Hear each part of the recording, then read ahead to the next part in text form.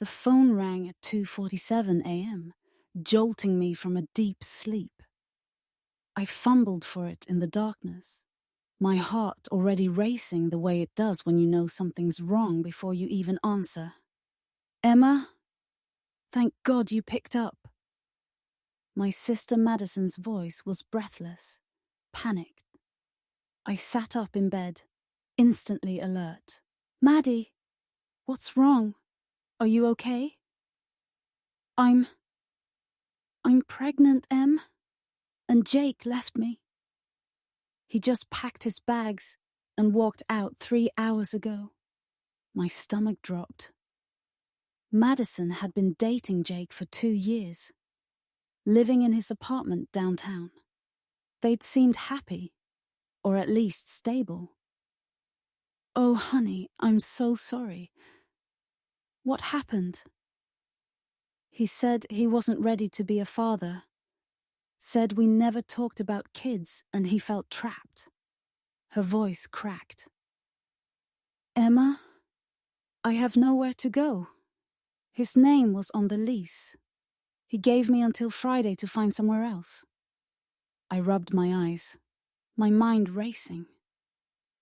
Okay, don't panic. You can stay with me for a while, obviously. We'll figure this out." There was a pause. Then Madison's voice changed, became more calculated. "Actually, I was thinking, your house is perfect for raising a baby. 3 bedrooms, that big backyard, the good school district." A chill ran down my spine. "Maddie, what are you saying?" "I need you to give me the house." I almost dropped the phone. "I'm sorry, what?" "Think about it logically. You're single, no kids. You don't need all that space. I'm going to be a single mother. This baby deserves a real home, not some cramped apartment I can barely afford on my salary." I stood up, pacing across my bedroom floor. The same bedroom I'd painted last month. In the house I'd scraped and saved for 3 years to buy. "Madison, this is my home. I just bought it 8 months ago. I can't just give it to you. Can't or won't." Her tone turned sharp. "I'm your sister, Emma. I'm family, and I'm pregnant and homeless." "You're not homeless. I already said you can stay here while you get back on your feet." "Stay here temporarily while you lord it over me? While you remind me every day that it's your house, your rules, that's not good enough." My hands were shaking now. "Madison, be reasonable. This house represents everything I've worked for. I put my entire savings into the down payment. The mortgage is in my name. So transfer it to me. You make more money than I do anyway." I couldn't believe what I was hearing. "I make more money because I've been working 60-hour weeks for 5 years to build my career. And even if I wanted to, which I don't, it's not that simple. There's a mortgage, legal processes. There are always excuses with you, aren't there?" Madison's voice was getting louder. "When push comes to shove, you're just selfish. You've always been selfish." "Selfish?" I was getting angry now. "I've helped you countless times. The money I loaned you for your car, the deposit for your first apartment, the credit card debt I paid off 2 years ago. That's different. That was small stuff. Small stuff. Madison, I gave you $12,000 over the years. And now I need something real. Something that matters. I'm carrying your future niece or nephew, Emma. Doesn't that mean anything to you?" I sat down heavily on my bed. Of course it does. The baby means everything to me already. But asking me to give up my house isn't the solution. It's the only solution that makes sense. You could rent a nice apartment. Maybe find a roommate, meet someone. This house is wasted on you. The words hit me like a slap. Wasted on me? You know what I mean. You're 32, Emma. Still single, no prospects. You're basically living like a hermit in that big house. At least let it serve a purpose. I was quiet for a long moment, staring at the framed photo on my nightstand. It was from the day I go to the keys to this house. I was grinning so wide my cheeks hurt, holding up the keys like I'd won the lottery. In a way, I had, Madison, I love you. I want to help you and support you through this, but I'm not giving you my house. That's final. The silence that followed was deafening. When she spoke again, her voice was ice cold. Fine. I'll remember this, Emma. I'll remember that when I needed you most. When your nephew or niece needed you most. You chose a building over family. The line went dead. I sat there in the darkness for a long time. The phone still in my hand. Outside, the neighborhood was quiet. My neighborhood. The tree-lined street I'd fallen in love with. The house I'd imagined growing old in. I had no idea that this was just the beginning. That by morning, Madison would have already started plotting something that would threaten not just my own, but my freedom. I barely slept the rest of the night. Every time I closed my eyes, I heard Madison's voice. You chose a building over family. By 7 a.m., I was in my kitchen making coffee with shaking hands. The morning light streaming through the windows I'd spent weeks shopping for felt different now. Tainted. My phone buzzed. A text from Madison. I hope you're proud of yourself. I stared at the message, then set the phone face down on my granite countertop. The same countertop I'd agonized over choosing, imagining all the meals I'd prepare, the friends I'd host, the life I'd build here. The irony wasn't lost on me.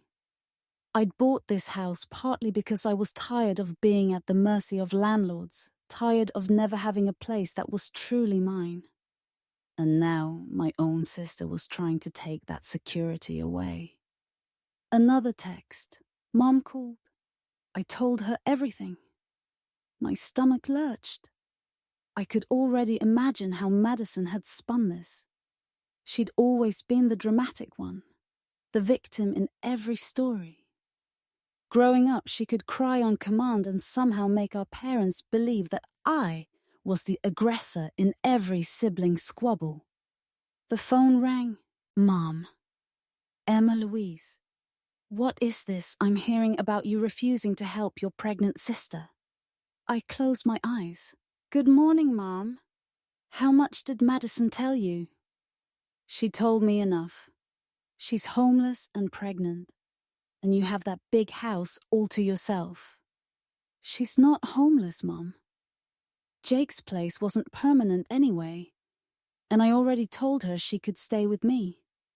Stay with you like a house guest. Emma, the girl needs stability. She needs a home where she can nest, prepare for this baby. I leaned against my kitchen island, looking out at my backyard. The garden I'd started planting last month was just beginning to bloom. This is my home, Mom. I saved for years to buy it. And it's a beautiful home. Too big for one person, don't you think? The judgment in her voice was familiar. Throughout my 20s, it had been about my career focus. When are you going to settle down, Emma? When are you going to give me grandchildren? Now that Madison was finally pregnant, I was somehow still the disappointment. It's a 3-bedroom house, Mom. It's not a mansion. 3 bedrooms you don't need. Meanwhile, your sister is sleeping on a friend's couch, worried sick about where she'll raise this baby. I felt the familiar twist of guilt in my chest. What friend's couch? She called me at 3 a.m. saying she had nowhere to go. There was a pause. Well, she She found somewhere temporary. But Emma, that's not the point. So Madison had lied. Or at least exaggerated. I shouldn't have been surprised. Mum, I've helped Madison financially more times than I can count. I've never said no to her when she's really needed help. But asking me to give up my house is beyond reasonable. It's not giving up, it's sharing, your family. Sharing would be her living here with me. What she's asking for is ownership. Would that really be so terrible? You could visit any time, spend time with your niece or nephew. Visit my own house. I had to sit down. Mum, let me ask you something. Would you give Dad's house to Madison if she asked? Another pause. That's different. We've lived here for 35 years. We raised you girls here. And I've lived in my house for 8 months. I plan to raise my own family here someday. Someday. Mom's voice was gentle but pointed. Emma, honey, you're 32, still single. No prospects on the horizon? Maybe it's time to be realistic about what your life is actually going to look like. The words hit harder, coming from my mother, than they had from Madison. You think I'm going to die alone in that house? I think you're a wonderful woman who's been so focused on career and independence that you might have missed some opportunities for happiness. Madison found love, even if it didn't work out. She's growing a life inside her. She's moving forward. And I wasn't. That was the implication. So because I'm single, my home matters less. That's not what I'm saying. It's exactly what you're saying, Mom. The call ended shortly after that, with promises to talk later when we'd both cooled down. But I knew how this would go. Madison would paint herself as the victim, me as the selfish sister who prioritized possessions over family. My mother would gradually wear me down with guilt and manipulation disguised as concern. It was a pattern I'd seen my whole life. Madison would create drama or crisis, and somehow it would become my responsibility to fix it. The difference was this time she wasn't asking for money or a place to crash. She was asking for everything I'd worked for. Around noon, my doorbell rang. I looked through the peephole and saw Madison standing on my porch, holding a small suitcase. I opened the door cautiously. Hi. She looked terrible. Her usually perfect blonde hair was in a messy bun. Her eyes red-rimmed. She was wearing an oversized sweater that I now realized said was probably hiding her early pregnancy. I'm sorry about last night, she said. I was emotional and scared. Can I come in? I stepped aside, and she walked into my living room like she'd done 100 times before. But this time felt different. I could see her looking around with new eyes, calculating eyes. The offer to stay here still stands, I said carefully. For as long as you need. She sat on my couch and started crying. Not the dramatic sobs from our childhood, but quiet, defeated tears. Emma, I'm so scared. I don't know how I'm going to do this alone. I sat beside her and pulled her into a hug. Despite everything, she was still my little sister. You're not alone. You have me. You have Mom and Dad. We'll figure this out. But what if I can't afford a good place? What if the baby has to grow up in some sketchy neighborhood because it's all I can afford on my teacher's salary? Madison, plenty of good people raise children in apartments. You don't need a house to be a good mother. She pulled back and looked at me. But wouldn't it be better if I had one? Wouldn't my child deserve the same advantages we had growing up? The manipulation was subtle but effective. We had grown up in a house with a yard, in a good school district. Our parents had sacrificed to give us stability. Of course I want that for your baby, I said. But there are other solutions. You could look into assistance programs, or maybe move back closer to mom and dad, where housing is cheaper. Or I could live here, in this perfect house, in this perfect neighborhood. She gestured around my living room. Emma, this place is already set up for a family.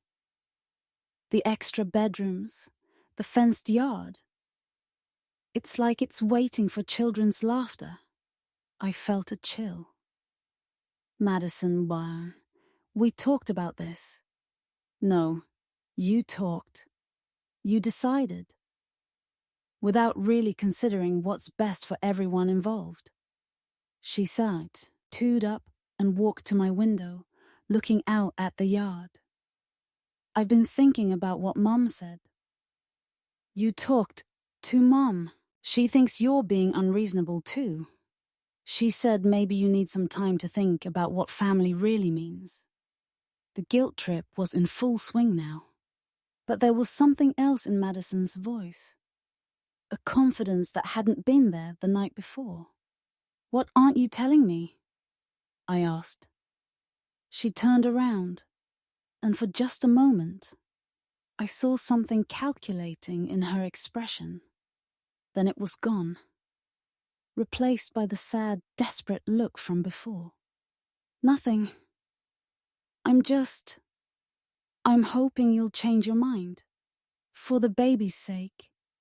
But I had the distinct feeling that Madison already had a plan, and that my cooperation was optional. Over the next few days, Madison settled into my guest room with an ease that made me uncomfortable. She'd brought more belongings than one suitcase could hold, claiming she'd retrieved them from storage. Though I suspected she'd never actually moved out of Jake's place, the way she'd described. The first red flag was when I came home from work to find her rearranging my living room. "What are you doing?" I asked, setting down my laptop bag. "Just making the space more functional," she said, not looking up from where she was angling my coffee table. "If I'm going to be here for a while, I should be comfortable, right? Madison, this isn't permanent. You're here until you find your own place." She straightened up, one hand unconsciously moving to her still flat stomach. "Emma, I need to talk to you about that." The tone of her voice made my chest tighten. "About what?" "I went to the doctor yesterday, for my first official appointment." She sat down on my couch, and in the exact spot she'd moved it to catch the best light. "There are complications." My anger dissolved instantly. Complications? What kind of complications? "Is the baby okay?" "The baby's fine, but the doctor said I'm high risk. My blood pressure is elevated, and with the stress the breakup, the homelessness situation." She paused dramatically. "He said I need a stable, stress-free environment. Moving around, apartment hunting, dealing with uncertainty, it could be dangerous." I sank into my armchair. "How dangerous?" "Dangerous enough that he recommended complete bed rest if my stress levels don't improve." She looked at me with wide, frightened eyes. "Emma, I can't lose this baby. It's all I have left." The manipulation was textbook Madison, but the fear in her voice seemed real. "Of course you can't. We won't let that happen. So you understand why I can't just stay here temporarily? Why I need to know this is my home too?" There it was. The real agenda, wrapped in medical necessity. "Madison, Having a stable place to live doesn't mean you need to own it. You can live here as long as you need. I'll even put it in writing if that helps with your stress levels. But what if you meet someone? What if you decide you want me gone? I can't take that kind of uncertainty. The doctor said. What exactly did the doctor say? I interrupted. Word for word. She blinked, caught off guard by the directness of the question.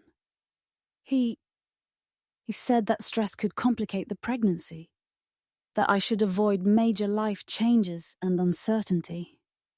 Did he specifically mention needing to own property? Emma, you're missing the point. I don't think I am. You want me to give you my house because a doctor told you to avoid stress. But Madison asking me to give up everything I've worked for is creating stress for me. Her expression shifted, becoming harder. Your stress doesn't matter right now. I'm the one who's pregnant. The callousness of the statement hung in the air between us. This wasn't about medical necessity. This was about Madison wanting what I had and using her pregnancy as leverage. I need to see something, I said, standing up. See what? Documentation from your doctor. If your condition is serious enough to require me to sign over my house, I want to understand exactly what we're dealing with. Madison's face flushed. I can't believe you don't trust me. It's not about trust. It's about making informed decisions. Fine. She stood up abruptly. I'll get you the paperwork. But Emma, the fact that you're asking for proof that your sister's pregnancy is high risk, that says everything about who you really are. She stormed upstairs, leaving me standing in my rearranged living room, wondering how wanting to understand a medical situation made me the villain. That evening, Madison produced a doctor's note. It was legitimate, from a real OB-GYN practice. But as I read it, I realized it was much less dramatic than Madison had made it sound. The doctor recommended reducing stress where possible and maintaining stable living arrangements. Standard advice for any pregnant woman going through a difficult time, nothing about bed rest, nothing about life-threatening complications, nothing that would require property ownership for resolution. Madison, this doesn't say what you told me it said. It says I need stability. It says you should reduce stress. Living here rent-free is pretty stable. Rent-free? She laughed bitterly. You want me to live here like a charity case? I want you to live here like my sister who I love and want to support. Support comes with strings attached, apparently. I was starting to recognize the pattern. Every conversation ended with Madison making me the unreasonable one, the unsupportive one. But I wasn't backing down this time. The only string is that this remains my house. You can stay here, contribute to groceries and utilities if you want, help with the baby when it comes. We can make this work, Madison. But I'm not giving up ownership. She stared at me for a long moment, and I saw something cold flicker across her face. You're really not going to budge on this, are you? No, I'm not. Even if it means I have to raise this baby in uncertainty. You're not uncertain. You have a place to live. On your terms. Yes, on my terms. In my house that I bought with my money. Madison nodded slowly, like she was filing away this information for later use. Okay, Emma, I understand where you stand. The way she said it sent a chill down my spine. It didn't sound like acceptance. It sounded like a threat. That night, I heard her on the phone in the guest room. Her voice was too low to make out words, but the tone was urgent, conspiratorial. When I got up for water around midnight, I noticed the light was still on under her door. and I could hear the soft murmur of conversation. The next morning she was unusually cheerful. "I've been thinking," she said over breakfast. "Maybe we got off on the wrong foot with all this. I was emotional, scared. You were protective of your investment. Both totally understandable." I looked up from my coffee, suspicious of the sudden change in tone. "I want to make this work, Emma, for the baby's sake. And I think I know how." "How?" "What if we made this a gradual transition? I live here, help maintain the property, and slowly take over more responsibility. Eventually, when you're ready, we could transfer ownership. Think of it as succession planning." The word choice was deliberate. Succession planning sounded reasonable, businesslike. But it still ended with her getting my house. "Madison, I don't want to transition out of my home. But you might someday. And wouldn't it be better to keep it in the family? If I ever decide to sell, yes, I'd consider selling to family. But that's a hypothetical future decision." What if it wasn't hypothetical? Something in her tone made me look up sharply. "What do you mean?" "Nothing. I just think we should keep our options open." She smiled, but it didn't reach her eyes. After all, life has a way of forcing decisions on us when we least expect it.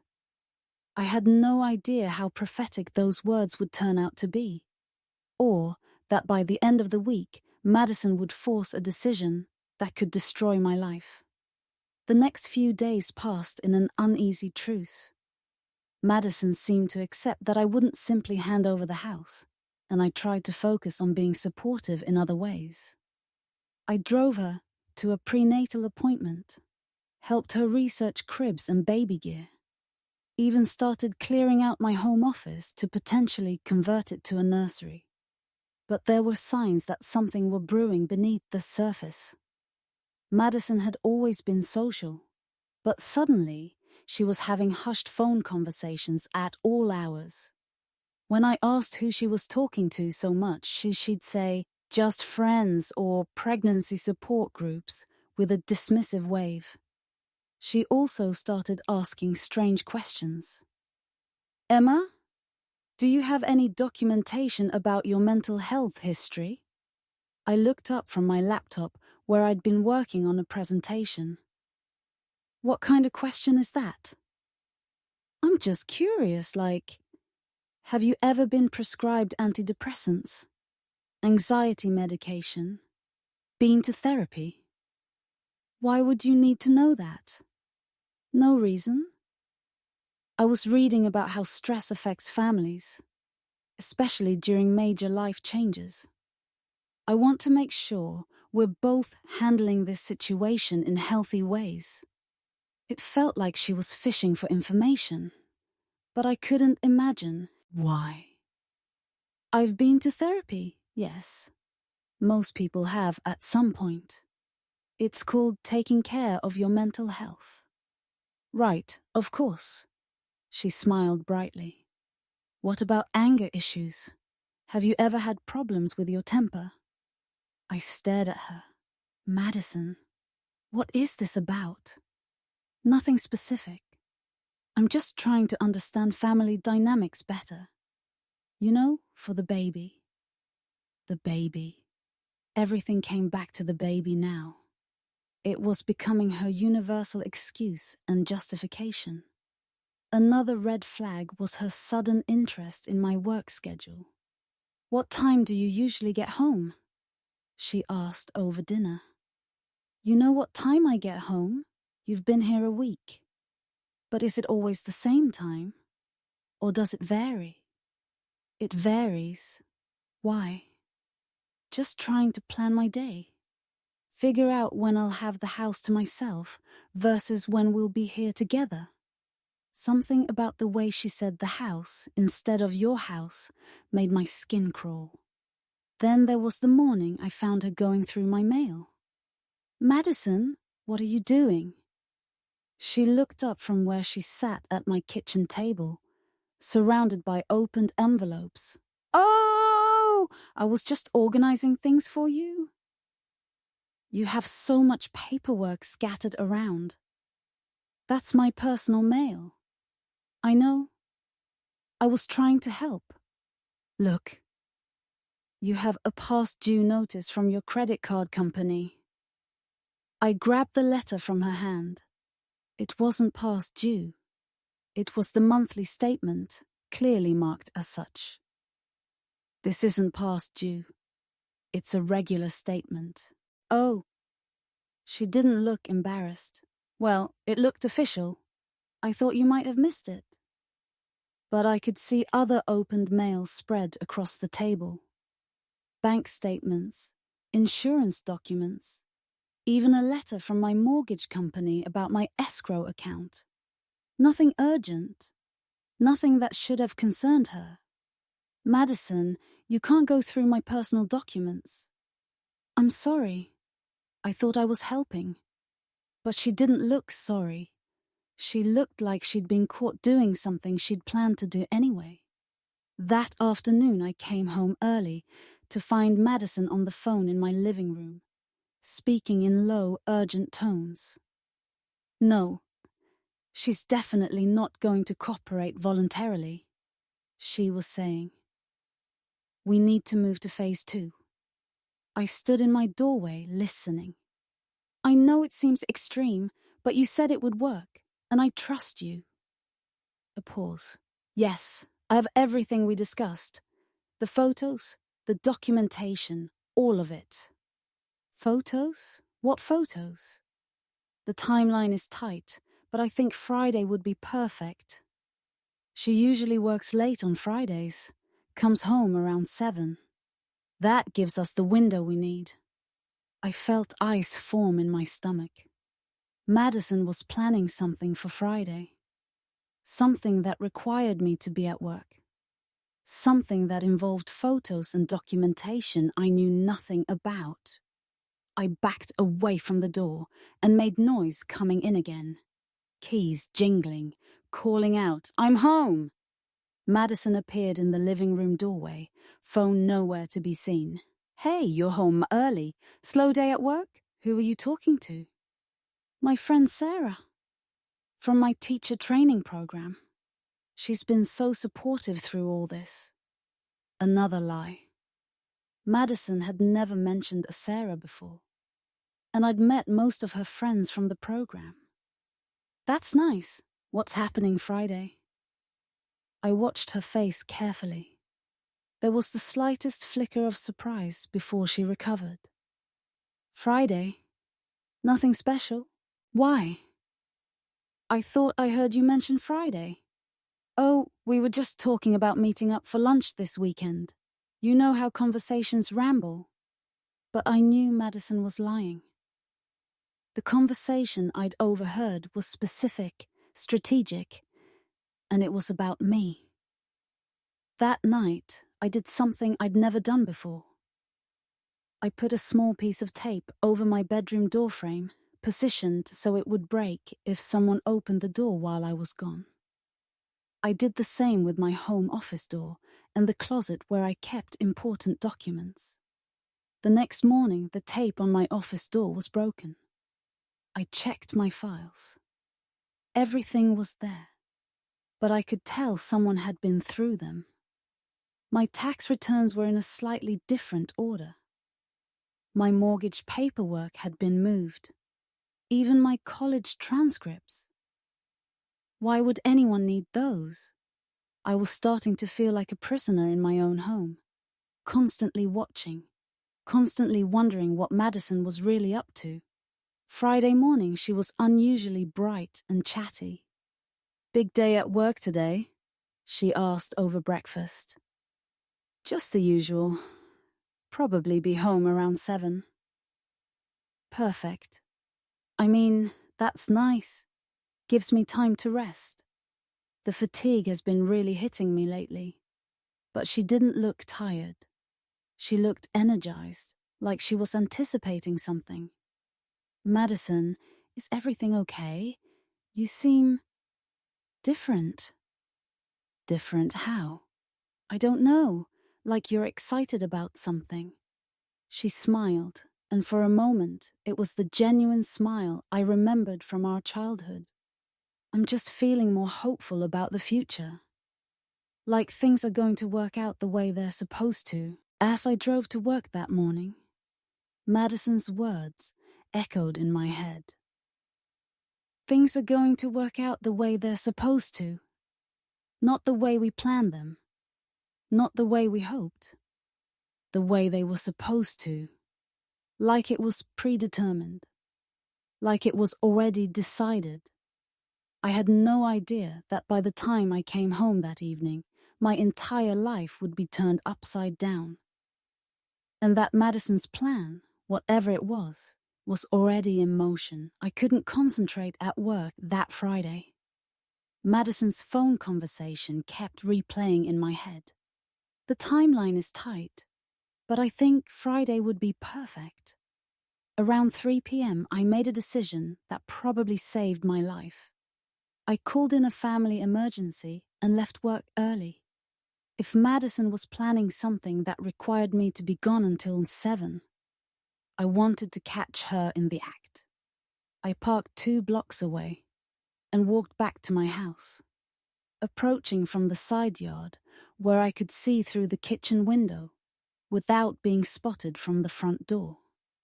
What I saw made my blood run cold. Madison was at my kitchen table with a man I didn't recognize. Tall, thin, wearing a cheap suit. Spread across the table were photographs. From my angle, I could see they were pictures of me, but I couldn't make out the details. I crept closer to the window. "These are perfect," the man was saying. "The bruising looks completely authentic." "Bruising?" "I told you I was good with makeup," Madison replied. "Years of community theatre paid off." The man held up one of the photos, and I nearly gasped out loud. It was a picture of Madison's face, but she looked terrible. A black eye, a swollen lip, what looked like finger marks on her neck. She looked like she'd been severely beaten. "And you're sure you can sell this story?" the man asked. "Are you kidding?" "I'm a pregnant woman claiming domestic violence from my unstable sister who's obsessed with keeping me out of Chiano, her house. The police will eat it up." "What about evidence? They'll want more than photos." Madison smiled, and it was the coldest expression I'd ever seen on her face. "I've been documenting her erratic behavior for days. Mood swings, possessiveness, threats about making me leave. Plus, I found out she's been to therapy for anger management. That was a lie.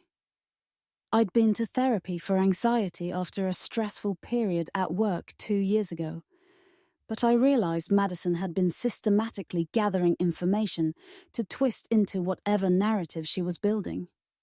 The beauty of domestic violence cases, the man continued, is that they err on the side of protecting the victim. Especially a pregnant victim, they'll remove her from the house immediately. How long until I can claim abandonment?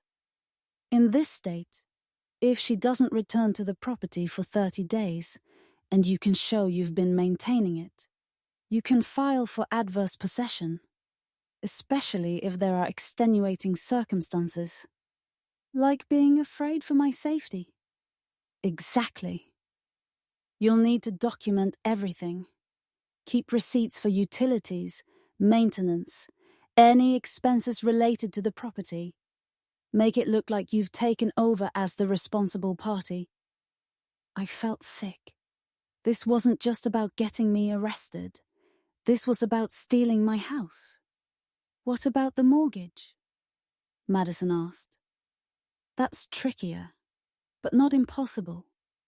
If you can prove financial hardship due to her abandonment and establish that you're the primary resident maintaining the property, you might be able to assume the loan, especially if she's in jail and can't make payments." "She won't be in jail that long. She doesn't need to be. A few weeks is enough to miss mortgage payments, get served with foreclosure papers, destroy her credit. After that, even if the charges are dropped, she'll be financially ruined. She'll have to sell. To me. To you. At a price you can afford. I had to grip the windowsill to keep from falling over. They weren't just planning to have me arrested on false charges. They were planning to destroy my entire life, manipulate me into losing my house, and then swoop in to buy it at a fraction of its value. When? Madison asked. The sooner the better. Tonight would be ideal. Call 911. Report that your sister came home drunk and violent. Make sure the photos are somewhere the police will see them. Maybe scattered on the floor, like you were trying to hide them but didn't have time. What about timing? I told her I'd be resting. Perfect. You were napping when she came home. The attack woke you up. You managed to call 911, but you're too traumatized to give a full statement tonight. That buys you time to get your story perfectly straight. Madison nodded, looking pleased with herself. And you're sure this will work? Domestic violence calls are taken very seriously. They'll arrest first and ask questions later. And once she's in the system, he shrugged. Even if she proves her innocence eventually, the damage will be done. Her reputation, her job, her finances. All of it will be compromised. I'd heard enough. I backed away from the window, my mind racing. I needed evidence. I needed proof of what they were planning. I pulled out my phone and crept back to the window. The angle wasn't perfect, but I managed to record about 2 minutes of their conversation, including the man explaining how adverse possession would work, and Madison asking about the timeline for foreclosure. Then I heard Madison say, I should get ready. She usually gets home around 7. I ran. I got back to my car and drove to the police station, my hands shaking so badly I could barely steer. But when I got there, I sat in the parking lot, paralyzed by the reality of my situation. Who was going to believe me? I was about to walk in and tell the police that my pregnant sister was planning to falsely accuse me of domestic violence in order to steal my house. It sounded insane even to me, and I only had a partial recording on my phone. Without context, it might not even be clear what they were discussing. But I had one advantage. I knew it was coming. I drove to a nearby hotel and checked in, paying cash. From my room, I called my lawyer, Bruce, who had handled my house purchase. Emma, it's Friday night. Is everything okay? Bruce, I need help. My sister is about to have me arrested on false charges, and I need to know my rights. There was a pause. What kind of charges? I told him everything. The conversation I'd overheard, the photos, the plan to take my house. To his credit, Bruce didn't sound like he thought I was crazy. Do you have the recording? Yes, but it's not complete, and I'm not sure it's clear enough to prove anything. Email it to me right now. We'll worry about clarity later. He was quiet for a moment. Emma, if they're planning to call this in tonight, you can't go home. I know. I'm at a hotel. Good. Don't go anywhere near your house until we figure this out.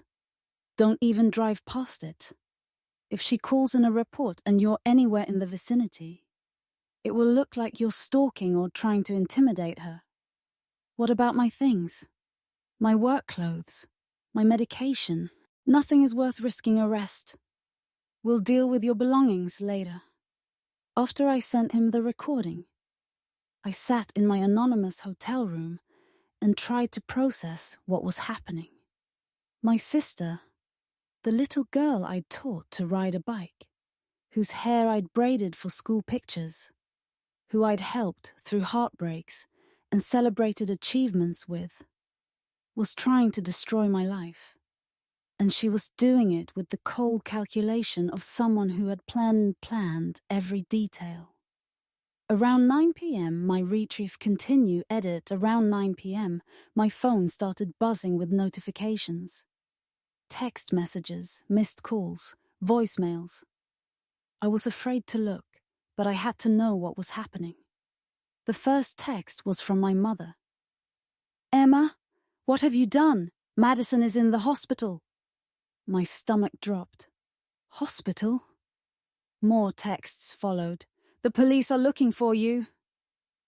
"How could you hurt your pregnant sister? Call me immediately." Then a voicemail from my father, his voice shaking with rage. "Emma, I don't know what's gotten into you, but you need to turn yourself in right now. Madison could have lost the baby." I never thought I'd see the day when one of my daughters would. I couldn't listen to the rest. There were 17 missed calls from various family members and friends. 3 voicemails from numbers I didn't recognize. Probably police. My hands were trembling as I called Bruce. "They did it," I said when he answered. "She called it in. My parents think I'm some kind of monster." "I figured as much. I've been monitoring the police scanner. There was a domestic violence call at your address around 7:30. Victim transported to General Hospital." "Is she really hurt?" "Unknown. But Emma, there's a warrant out for your arrest. Aggravated assault on a pregnant woman." This is serious. I felt like I was drowning. What do I do? "First, don't panic. We're going to turn you in tomorrow morning with me, please. But tonight, I want you to write down everything you can remember about the last 2 weeks. Every conversation, every lie you caught Madison in, every suspicious behavior. We're going to need a timeline to show premeditation." "Bruce, what if they don't believe me? What if the recording isn't enough? One step at a time. The recording is better than you think?" "I've had a sound engineer clean it up. You can clearly hear Madison discussing the fake photos and the adverse possession plan. It's not everything we need, but it's a start." After we hung up, I spent hours writing down everything I could remember. Madison's strange questions about my mental health history, her interest in my work schedule, the way she'd been going through my mail and documents, the phone conversations I'd overheard. As I wrote, a pattern emerged that I hadn't fully recognized before. Madison hadn't just been planning this for a few days. She'd been setting it up since the moment she called me that first night. The homelessness that wasn't real. She'd never actually been kicked out of Jake's place. The exaggerated medical concerns that weren't supported by her doctor's note. Even her sudden interest in my house hadn't been spontaneous. She'd been researching adverse possession laws and foreclosure procedures. She'd planned to destroy my life from the very beginning. Around 3 a.m, I got a text from an unknown number. "I know what you're going through. Meet me at Denny's on Route 9 at 6 a.m. Come alone." Jake? Madison's ex-boyfriend? The one who supposedly abandoned her when he found out about the pregnancy? I stared at the message for a long time.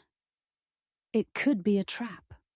Madison could have put him up to it, trying to lure me out of hiding. But something told me this was different. If Jake was reaching out, maybe there was more to the story than Madison had told me. At 5:45 a.m, I drove to the Denny's. Jake was already there, sitting in a corner booth, looking like he hadn't slept in days. "Emma." He stood up when he saw me. "Thank God you came." "Jake, what's going on?" "Madison said you left her when you found out about the pregnancy." He laughed bitterly. Is that what she told you? Emma, I didn't leave Madison. She threw me out because I wouldn't go along with her plan. What plan? The plan to get your house. He rubbed his face tiredly. She's been obsessed with your life since you bought that place. The way she talked about it. It wasn't normal. She'd drive by it when you weren't home. You'd take pictures, research the neighborhood. She knew your mortgage payment, your property taxes, everything. I felt cold. How long has this been going on? Months. Since before she got pregnant. Jake leaned forward. Emma, I don't think she got pregnant accidentally.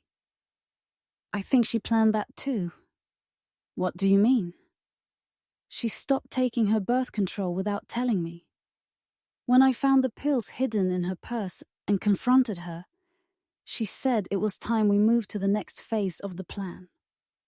That's when I realized how far gone she was. Next phase. Getting pregnant would make her more sympathetic. Give her a reason to need your house. Make it harder for you to say no. He shook his head.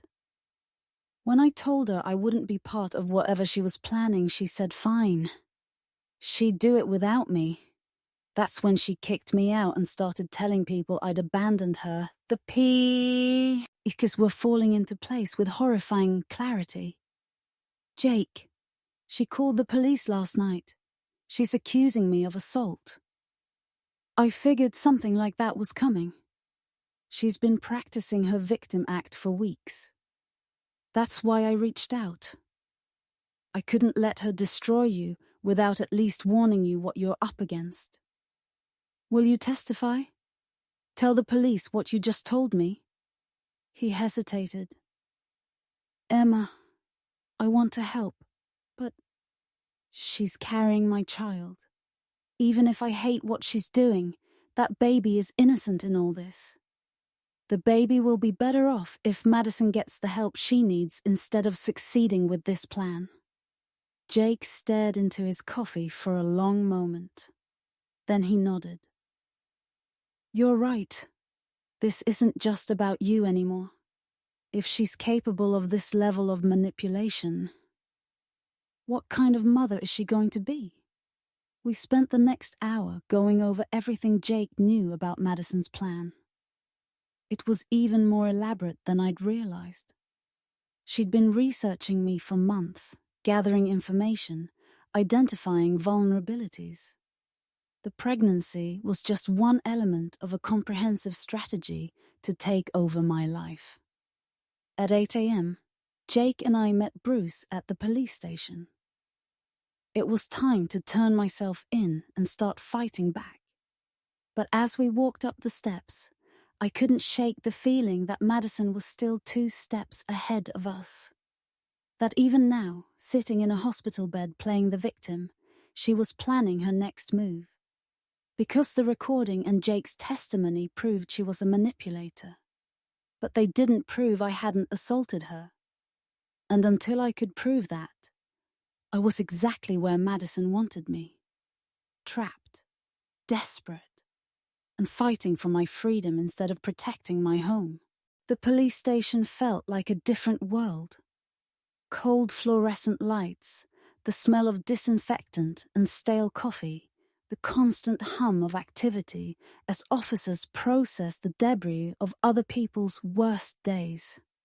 Bruce handled the surrender with professional efficiency. I was fingerprinted, photographed, read my rights. The booking officer was surprisingly gentle, but I could see the judgment in her eyes. Pregnant victim, violent sister. The narrative was already set. Detective Maria Santos was assigned to my case. She was younger than I expected, with tired eyes and a manner that suggested she'd seen every kind of family drama imaginable. Miss Brightmore, you're being charged with aggravated assault of a pregnant woman. That's a felony that carries significant jail time. Do you understand the seriousness of your situation? I understand the charges, I said carefully, but I didn't assault my sister. Detective Santos opened a file folder. Your sister has documented injuries consistent with a physical altercation. A black eye, bruising on her arms and neck, a split lip. She's also provided photographs showing the progression of these injuries over several days. Several days. My heart sank. Madison hadn't just faked injuries for one night. She'd been building a timeline, creating evidence of ongoing abuse. Detective, those injuries are fake. My sister created them with makeup. That's a serious accusation, Miss Brightmore. Are you saying your pregnant sister gave herself a black eye and documented injuries to frame you? When she put it like that, it sounded insane. Even to me. I have evidence, I said. A recording of my sister discussing her plan with an accomplice. Detective Santos looked skeptical, but made a note. We'll need to review any evidence you want to submit. But I have to tell you, Ms. Brightmore, your sister's story is very detailed and consistent. She says this assault took place yesterday evening around 7 p.m. when you came home intoxicated and became violent when she wouldn't agree to move out of the house. I wasn't even home at 7 p.m. yesterday. I was at a hotel. Can you prove that? I have receipts, check-in records. But you could have gone to the hotel after the alleged assault, Detective Santos interrupted. Your sister says you left the house immediately after hitting her. She was too injured and traumatized to call 911 right away. I could see how perfectly Madison had crafted this story. Every potential alibi I might have was already accounted for. Detective, my sister has been planning this for weeks. She's been trying to get me to give her my house, and when I refused, she decided to take it by force. By having you arrested for assault? By having me arrested, then claiming adverse possession while I'm unable to return to the property. Detective Santos looked at me like I'd suggested aliens were involved. Miss Brightmore, that's quite a complex conspiracy theory. I have a recording, I repeated. She discusses the fake photos, the adverse possession plan, all of it. We'll review your recording, but even if it shows your sister was planning to make false accusations, that doesn't prove you didn't actually assault her. My stomach dropped. She was right.